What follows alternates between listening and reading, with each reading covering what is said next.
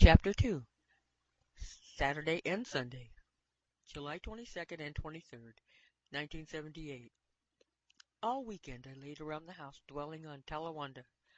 I only wished that somehow I could have attracted his attention so that he would at least know I existed.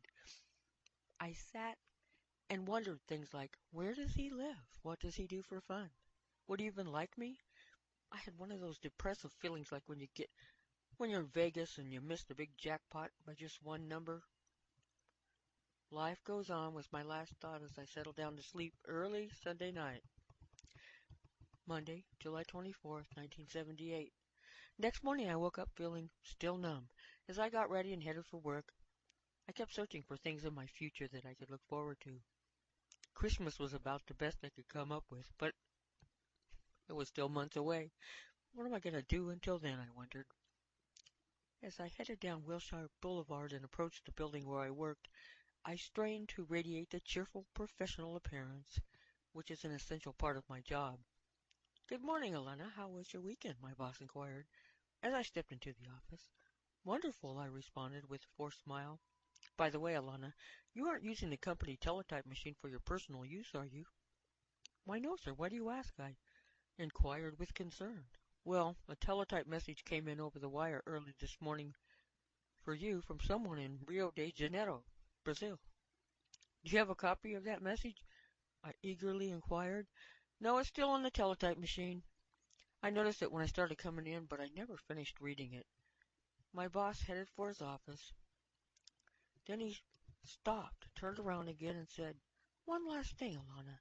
I'm switching the vacation schedules around. It seems like you have to either take your annual vacation this week or wait until next Easter.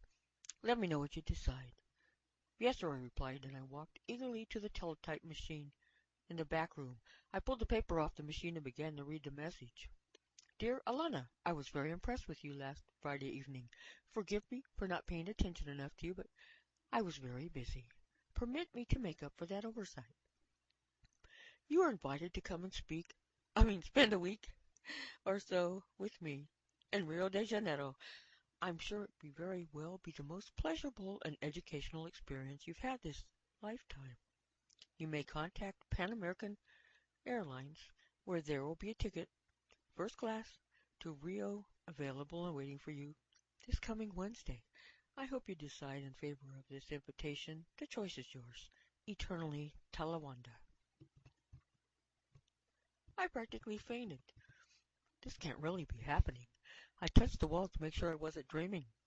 I immediately ran to my boss's office and asked, "Sir, how soon can I start that vacation?"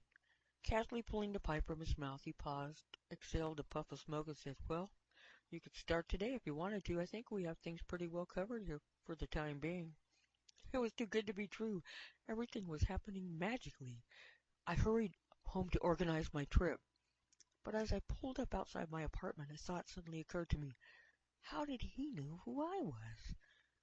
And how did he know where to contact me? I couldn't wait to hear how he pulled off that trick.